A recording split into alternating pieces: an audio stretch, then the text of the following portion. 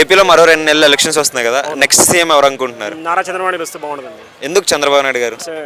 Vision development తీసుకొస్తాడు, IT కంపెనీలు వస్తాయి, టెక్నాలజీ డెవలప్మెంట్ అవుతూ ఉంటుంది, ఫ్యూచర్ ఫ్యూచర్ బాగుంటుంది. ఓకే, అంటే జగన్ గారి పాలన ఎలా అనిపించింది 5 ఇయర్స్? జగన్ గారి cannot development in the AP. Okay, అంటే నవరత్నాలు అని చెప్పేసి పథకాలు ఇస్తున్నారు కదా జగన్ గారు. అవన్నీ జనాలకు డబ్బులు ఇస్తే ఉంది బ్రో, డబ్బులు నువ్వైనా ఇస్తా, డబ్బులు ఎవరైనా తీసుకుంటారు, డబ్బులు కాదు జనాలకు కావాల్సిన డెవలప్మెంట్. ఇప్పుడు ఒక 100 మందికి ఉద్యోగాలు ఇస్తే మంచిదని చెప్పుకుంటారు, ఉద్యోగాలు లేకుండా డబ్బులు ఎన్ని ఇచ్చిన ఉపయోగం ఉంది? ఓకే, అంటే 5 ఇయర్స్ డెవలప్మెంట్ ఏం లేదంటారా? ఏపీలో అయితే నాట్ డెవలప్మెంట్, అసలు డెవలప్మెంటే లేదు.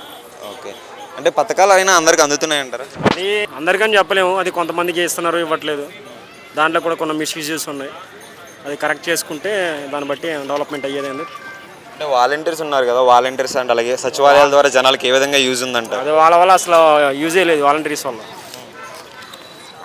ఓకే, అంటే విలేజెస్లో డెవలప్మెంట్ ఎలా ఉందంటే రోడ్స్ కానీ మిగతావి? అసలు రోడ్లు గురించి అసలు అడగకూడదు, ఏపీలో అంత దారుణంగా ఉన్నాయి.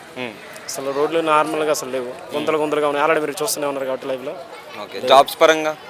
జాబ్స్ అయితే ఇంకా అసలు వాడి గురించి మీరు అడగకూడదు. ఇప్పుడేదో డెవలప్మెంట్ కోసం ఒక 500-600 జాబులు వదులుతున్నారు రేపు ఓట్ల కోసం అంతే.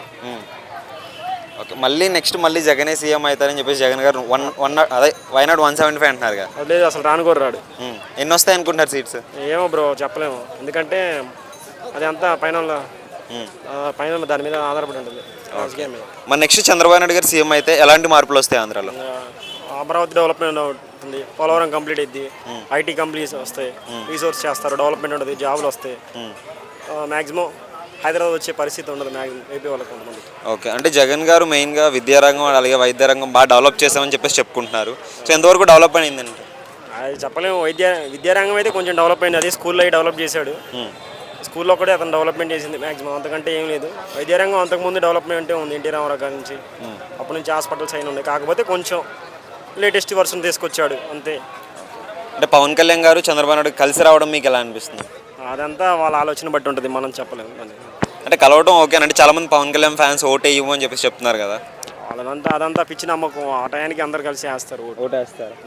ఓకే, మరి చంద్రబాబు నాయుడు గారికి ఎన్ని సీట్స్ వస్తాయి అనుకుంటున్నారు?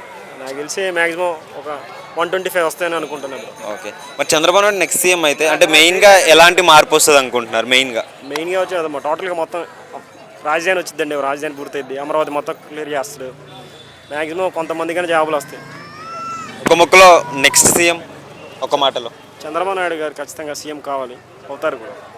ఏపీ ప్రజల సపోర్ట్ ఖచ్చితంగా ఉంటుంది.